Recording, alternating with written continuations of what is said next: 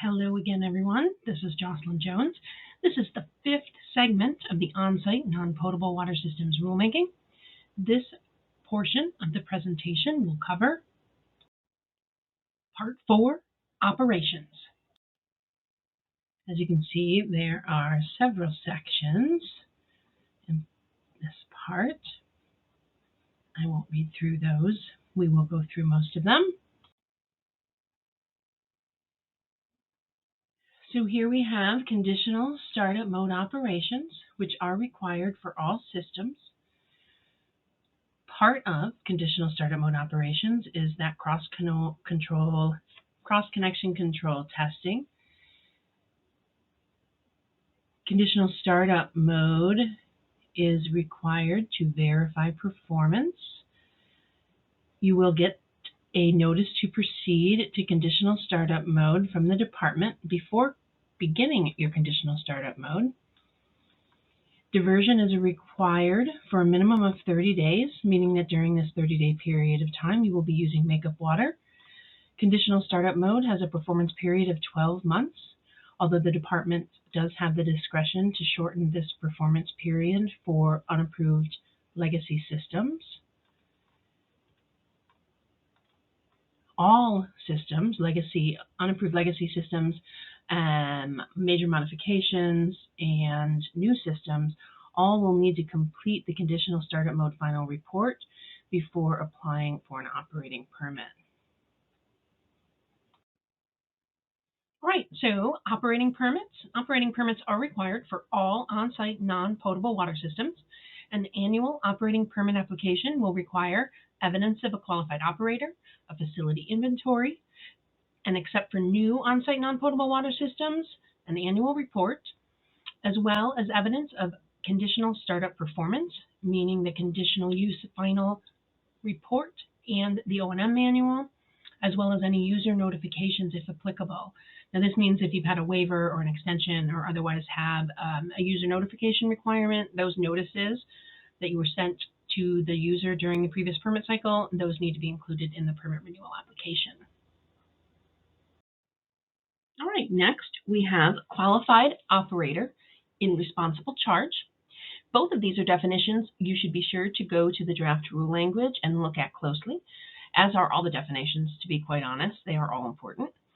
But back to Section 410, qualified operator in responsible charge. The draft requires the owner of an ONWS to directly employ or maintain a service contract with a qualified operator who will be in responsible charge of the daily and ongoing operations and maintenance of the ONWS. This must happen prior to operating in conditional startup mode. The operator in responsible charge must be duly qualified to conduct the operations, maintenance, and monitoring required to assure continuous compliance with the requirements of this chapter. The qualified operator in responsible charge must have expertise commensurate with the complexity of the operation and maintenance of the ONWS. This may include, but is not limited to, what you see here. For an ONWS treating black water and gray water, the relevant experience with each treatment process is allowable. A wastewater, reclaimed water, or on-site potable reuse system certification issued by a U.S. state agency, something like the Department of Ecology's wastewater certification, or a not yet in existence National Black Water, Gray Water, ONWS operator certification or certificate. So a national ONWS certificate or certification and the corresponding tests are currently being developed as an offshoot of the Blue Ribbon Commission work on the model, I believe. Steve Deem, one of the engineers on the ONWS team, is part of that work. So we've structured these qualifications how the national certificates are being structured, or so I'm told, and this is by separating them into two categories based on the source water being treated. Black water and gray water for one, and everything else for the other. So again, please note, these are the allowable certifications. We understand that this is not ideal. It would be great to have a state certification for water reuse of all types, but we don't. And yes, we have existing certifications for drinking water operators and wastewater operators, but this rule can't require these certifications for ONWS operators for several reasons, including statutory authority. We just don't have it. This isn't to say, however, that ONWS don't need qualified operators. they do.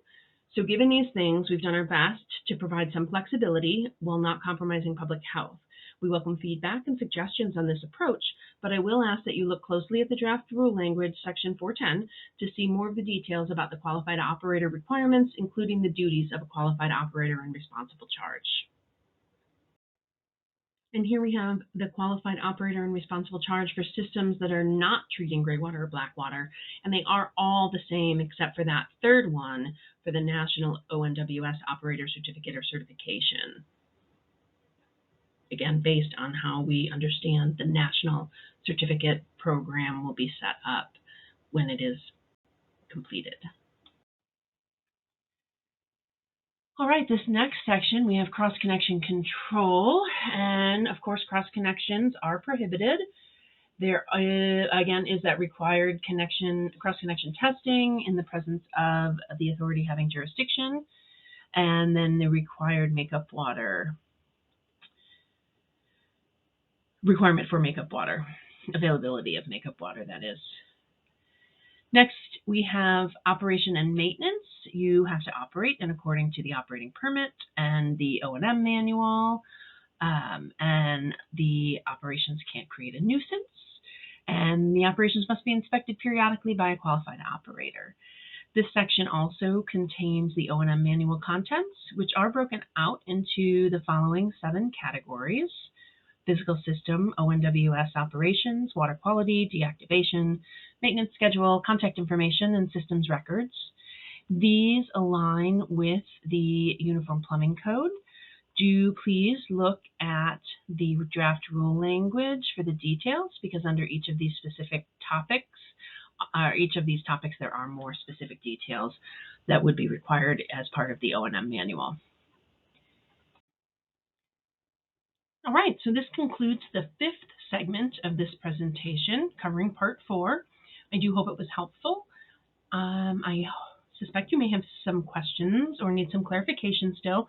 So again, please look for those upcoming virtual Q&A sessions where anyone can join and ask us questions about the draft rule language. Thank you again for joining us. If you have any questions in the meantime, I'm happy to answer them. Please reach out to me via email or phone.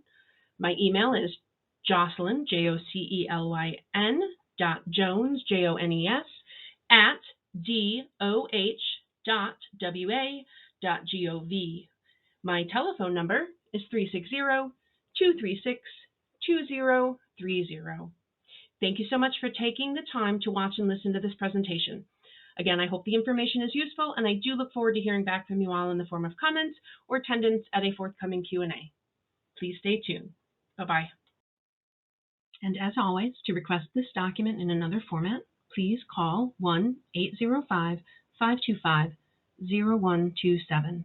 Deaf or hard of hearing customers, please call 711 for Washington Relay or email civil.rights@doh.wa.gov. Thank you again for your time and attention.